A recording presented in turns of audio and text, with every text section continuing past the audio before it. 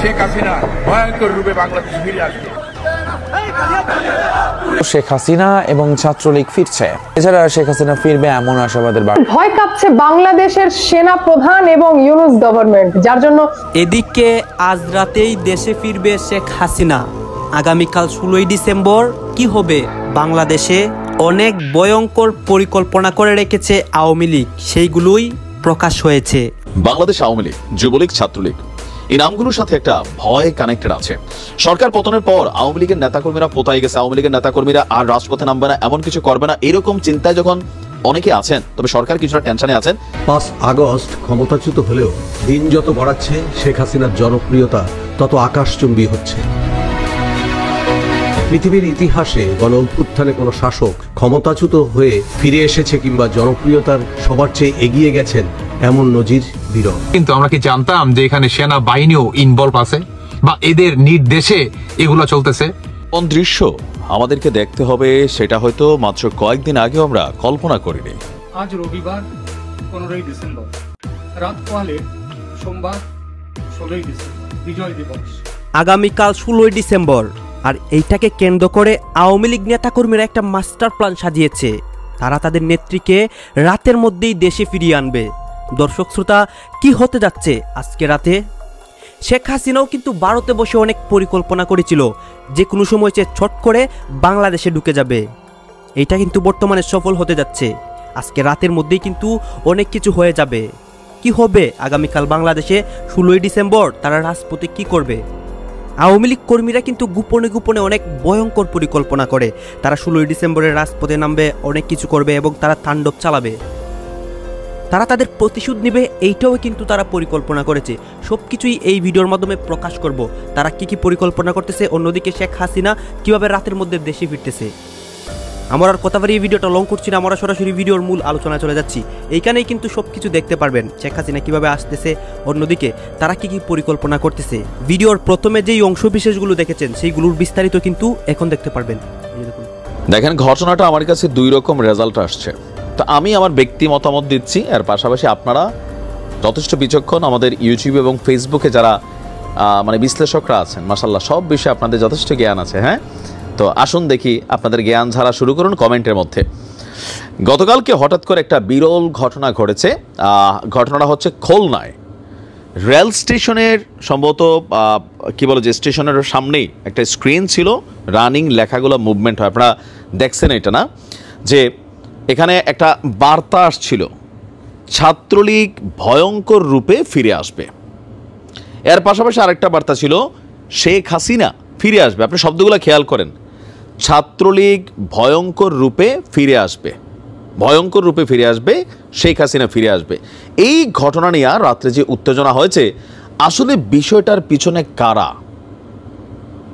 একটু গভীরভাবে যদি মনোযোগ দিয়ে দেখতে মনে হয় ইয়েস এটা আওয়ামী লীগের কাজ অথবা এটা ছাত্রলীগ যুবলীগের কাজ হতেও পারে, কিন্তু আমার কাছে কনসেপ্টটার মধ্যে একটু ডিফারেন্ট ফিল আছে। আমরা এখানে যদি গভীরভাবে দেখি, আটককৃত যে ব্যক্তি, ওনার নাম হচ্ছেন আসলাম হোসেন ওরফে অফিস সেন্টু। ডিজিটাল স্ক্রলিংয়ের বিষয়গুলো তিনি কন্ট্রোল করেন, মানে ওই স্ক্রিনে কি লেখাগুলো চলবে কি চলবে না, এই দায়িত্বটা তার হাতে। তো তিনি কি রাজনৈতিক কোনো ক্যারেক্টার? না, তিনি রাজনৈতিক কোনো ক্যারেক্টার না। এখন ঘটনা প্রেক্ষাপটে দেখা যাচ্ছে যে এই ঘটনায় জড়িত সেন্টুকে যখন আটক করেছে পুলিশ, খুলনার রেলওয়ে পুলিশের ওসি তিনি বলছেন, বিষয়টি দেখার পর রেলওয়ে কর্তৃপক্ষ সেটা বন্ধ করেছে, আর আমরা স্থানীয় জনতা, রেল স্টেশন কর্তৃপক্ষ এই সেন্টুকে আটক করে আমরা হেফাজতে নিয়েছি।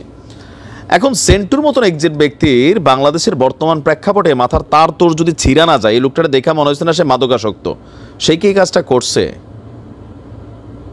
আমার কিন্তু এখানে 2টা মতামত আছে। একটা মতামত আছে, আমার ধারণা কেন জানি আর কি, মানে সোজা জিনিস মাঝে মাঝে বাঁকা যায়, যে সেন্টুর চাকরি খাওয়ার জন্য হতে পারে তার কোনো সহকর্মী অথবা সামহাউ ইন্টারেস্টেড পিপল এই লেখাটা দিয়ে দিছে, যেহেতু এটা তার দায়িত্বে।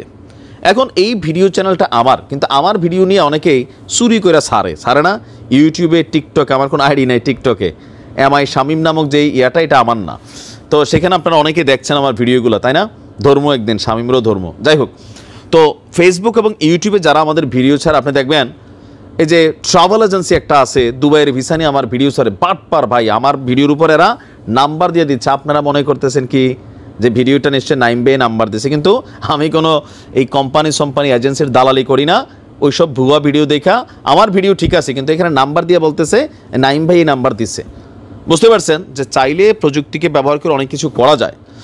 তো সেন্টুর যে নমুনা দেখছি মনে হয়েছে যে এই লোক কোনো মাতাল বা মাদকাসক্ত ক্যারেক্টার না, ঠান্ডা মাথায় একটা পাবলিক স্ক্রিনে ছাত্রলীগ ভয়ঙ্কর রূপে ফিরে আসবে, শেখ হাসিনা ফিরে আসবে, এই কাজটাকে তিনি করছেন? বা এত বড় দুঃসাহস কি এই একটা সাধারণ ক্লার্ক, সাধারণ একজন মানুষ, কিন্তু তার এটা হয়েছে? আমার ধারণা হয় নাই। এর বাইরে ঘটনা কি ঘটতে পারে? সেন্টুর সাথে কারো শত্রুতা থাকতে পারে, যেহেতু এটা তার দায়িত্বে আছে। সো এখানে যা চলবে সব কিছু কিন্তু সেন্টুর উপর দিয়ে যাবে, এই জিনিসটা কেউ জানতো, যার কারণে এই কাজটা করছে। অথবা এমনও হইতে পারে যে সত্যিকার পক্ষেই ছাত্রলীগ এটা করছে, অথবা আওয়ামী লীগের কোনো কর্মী করছে, কিন্তু এইটা কইরা কি আসলে কোনো কিছু এখানে অর্জন করার ছিল না? এটা দেখার পর এখানে একটা রায়ট ঘটবে, এটা সবাই জানে। আর এই ঘটনায় অভিযুক্ত হয়ে যাবে সেন্টু, এটাও সবাই জানে, কারণ এই জিনিসটার কন্ট্রোলিং তার হাতে, পাসওয়ার্ডটা তার কাছে থাকে। এই লোকটা বিপদে পড়বে। কোথাও তো একটা জটলা আছে। যদি তো সেন্টু নিজেই ছাত্রলীগ কর্মী, আমি জানি না, যদি তার রাজনৈতিক ব্যাকগ্রাউন্ডে থাকে তাহলে ধরে নিব ঘটলেও ঘটতে পারে, কিন্তু এই লোকটা দেখে আমার কাছে যতটুকু কথাবার্তায় মনে হয়েছে যে সামহাউ ট্র্যাপড। এটা আমার ব্যক্তি মতামত, বাট পুলিশ তাকে গ্রেপ্তার করেছে, নিশ্চয়ই আসল সত্যটা বের হবে। কারণ আমার কাছে মনে হয় না যে আওয়ামী লীগ এটা করছে, তারপরে আবার আওয়ামী লীগ অনেক সময় কল্পনার বাহিরেও কাজ করে, ঘটনা ঘটাই দেয়, মধ্যরাতে এই ঘটনা ঘটাইতেও পারে, যে একটু জানান দিলাম, দেখাই দিলাম, টুস করে ঢুকে যেতে পারি, তো মানুষের মধ্যে একটু উৎকণ্ঠা উদ্বেগ তৈরি হলো, এটাও হইতে পারে। বাট এটার পারসেপশনটা কম আমার কাছে মনে হয়। তারপরেও আমাদের আইনশৃঙ্খলা বাহিনী কাজ করছে, নিশ্চয়ই আসল সত্য বের হয়ে আসবে। আওয়ামী লীগ এমন একটা দল যে দলকে কোনোভাবে দমিয়ে রাখা যাবে না, তার প্রমাণ বারবার নেতাকর্মীরা দিচ্ছে। আগস্টের ৫ তারিখ শেখ হাসিনা পালিয়ে গেলেও বেশিরভাগ নেতাকর্মী বাংলাদেশেই রয়ে গেছে। বারবার আন্দোলনের ডাক দিলেও যে কোনো কারণে আন্দোলন সফল করতে পারছে না আওয়ামী লীগ দলটি। তবে আওয়ামী লীগ থেমে নেই। বাংলাদেশে সমাবেশ করতে না পারলেও যুক্তরাষ্ট্রের মতো দেশে আওয়ামী লীগ নির্বিঘ্নে সমাবেশ করে যাচ্ছে। গত ২ থেকে ৩ দিন আগে শেখ হাসিনা ভার্চুয়াল বৈঠকে একটা বক্তব্য দেন। সেই বৈঠকেই ফাইনাল ডিসিশন হয়ে যায় আওয়ামী লীগের ভয়ঙ্কর কয়েকটি কর্মসূচির। ইতিমধ্যে সেই কর্মসূচি নিয়ে সোচ্চার হয়েছেন বাংলাদেশি আওয়ামী লীগের নেতাকর্মীরা। গতকাল যশোরে আওয়ামী লীগের অ্যাকশন চলেছে। কর্মসূচির কাজ শুরু করার আগেই বিএনপি থেকে বাধা দেয়। তবে বাধা দিলেও ভয়ে পালিয়ে যাননি আওয়ামী লীগের নেতাকর্মীরা, উল্টে বিএনপি নেতাকর্মীদের বেদমভাবে পিটিয়েছে আওয়ামী নেতাকর্মীরা। ইতিমধ্যে ১৬ তারিখে আবারও মহাসমাবেশের ডাক দিয়েছে আওয়ামী লীগ। তবে দাব ওঠেনি, হয়তোবা মাঠে নামবে আওয়ামী লীগের নেতাকর্মীরা। ডক্টর ইউনূসের পতন ১৬ তারিখে নিশ্চিত করার প্ল্যান করেছে দলটি। ১৬ তারিখের পরে হাসিনাকে আবারও দেশে ফিরিয়ে আনা হবে বলে জানা গেছে দলের গোপন সূত্র থেকে।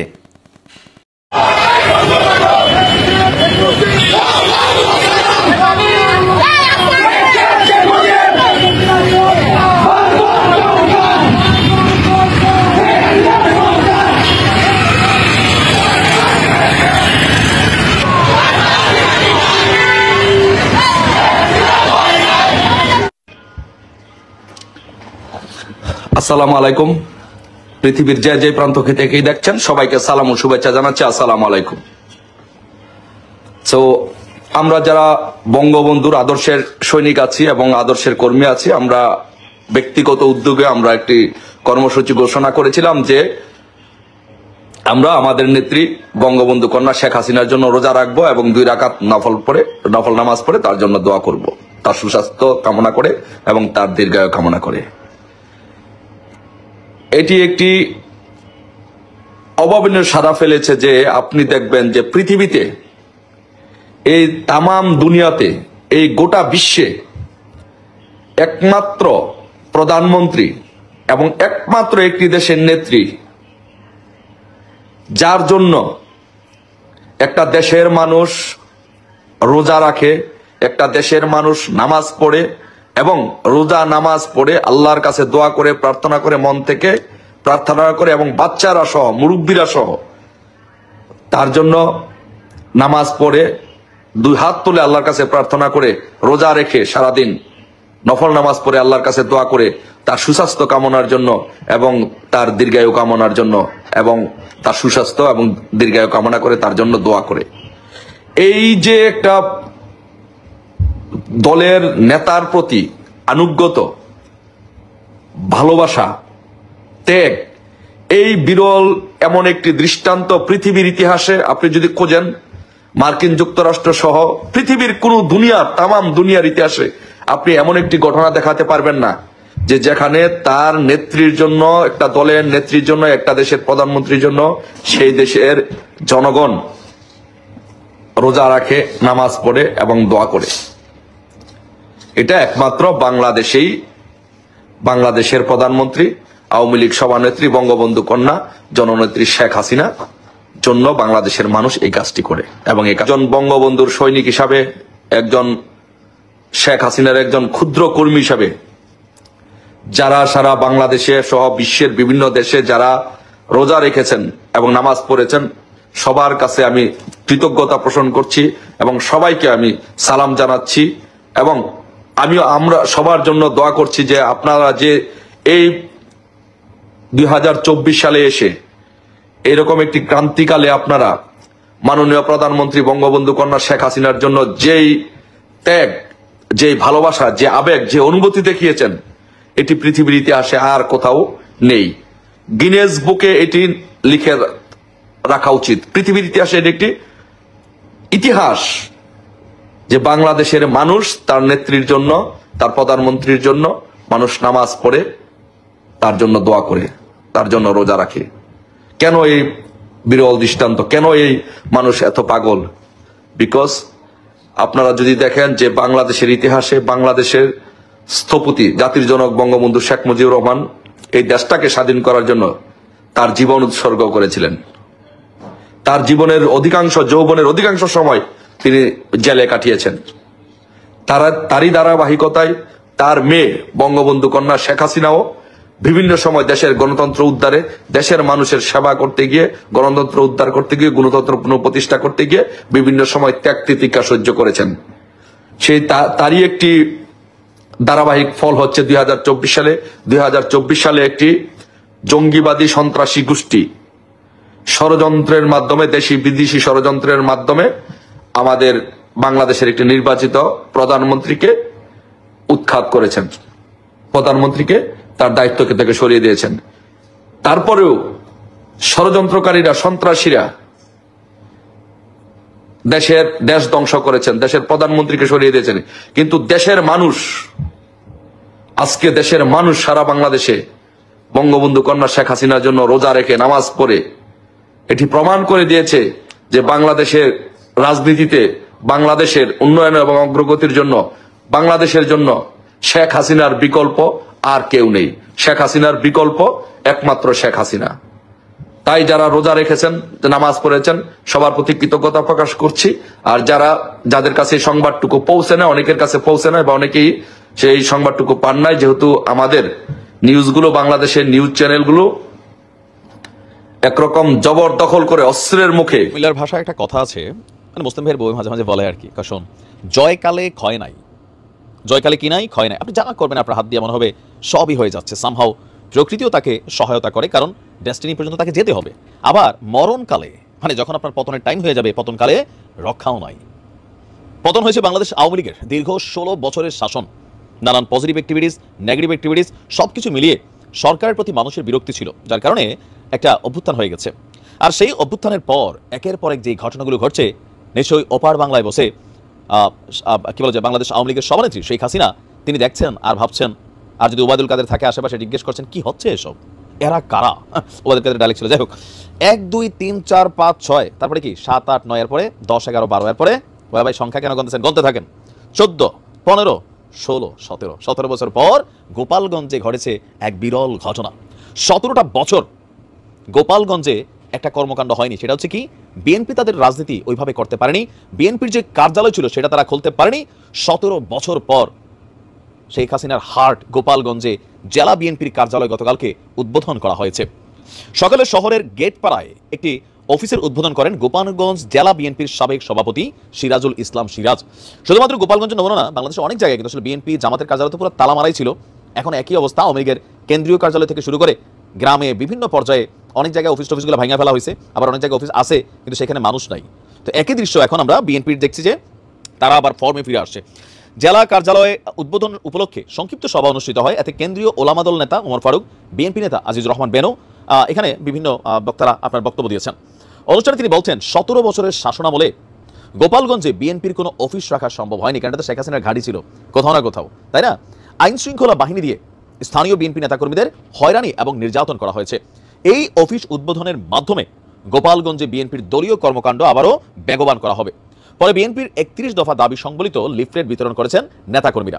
এখন এই ঘটনাটার যখন আমরা ফেসবুকে দেখলাম, তখন বলা হলো যে শেখ হাসিনার ঘাঁটি গুড়িয়ে দেওয়া হয়েছে, বা শেখ হাসিনার যেটা আস্তানা সেখানে নতুন করে বিএনপির চারা ফুটছে। তবে নতুন না, পুরানি ছিল কোথাও না কোথাও, এটা বাংলাদেশের একটা কমন ফ্যাক্ট। এখন যেমন ধরেন কোনো জায়গায় আওয়ামী লীগের অফিসগুলো বিএনপি দখল করে নিছে, ওই যে একটু আগে বললাম ভাঙচুর করে ফেলছে, অফিসে মানুষ বসতে পারে না। আবার উপজেলা পরিষদ চেয়ারম্যান অফিসগুলো তো যারা আছে আওয়ামী লীগের চেয়ারম্যান ছিল তারাও যাইতে পারে না। গতকালকে তো নিউজ দিয়েছিলাম, কিছু কিছু জায়গায় যারা শক্তিশালী হয়তো সেখানে ভূমিকা রাখছে।